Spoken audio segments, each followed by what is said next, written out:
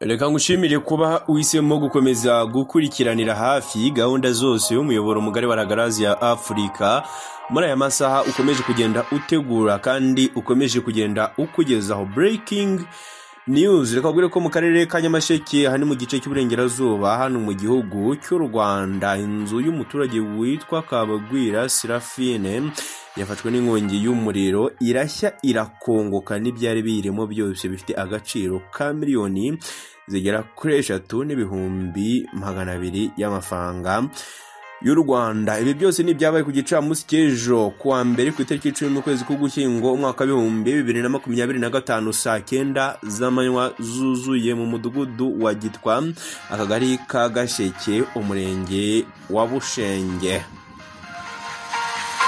Reka kubwire ko ubuyobozi bw'umurenge wa Bushenge bwahamirije ikinyamakuru Umuseke ndugukesha iyi nkuru ko iyo nzu yafashwe n'inkongi y'umuriro bikekwa ko byatewe n'amashanyarazi. Mu bantu bane b'umuryango uba muri iriya nzu nta wayiburiyemo ubuzima bitewe n'uko impanuka yabaye bagiye mu mirimo isanzwe. Habumugisha Isente umunyamabanga nshingwabikorwa w'umurenge wa Bushenge yagize ati twahawe amakuru ko inzu yafashwe n'inkongi y'umuriro yose irashya irakongoka.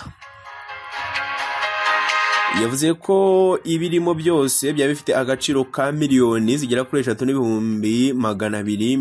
3,262,000 cyateye inkongi. Yakomeje avuga ko bikekwa ko ari amashanyarazi bitewe nuko bari banacaginzeho batiri ya telefoni hakoreshejwe kuyizirikaho itsinga cyangwa icyo bita gushitura.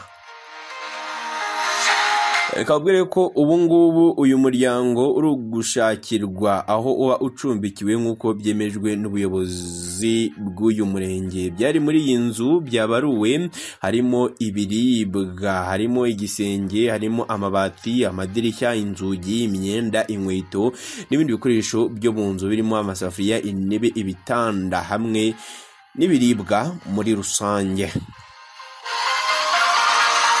Reka twihanganishe uyu muturage wahishije iyi nzu kandi ninagushimira kuba uhisemo gukomeza kubana nanjye hano kuri Ragaraziya Africa. Ukomeze unogerwe n'izindi gahunda zose Ragaraziya igenda igutegura kandi igenda ikugezaho.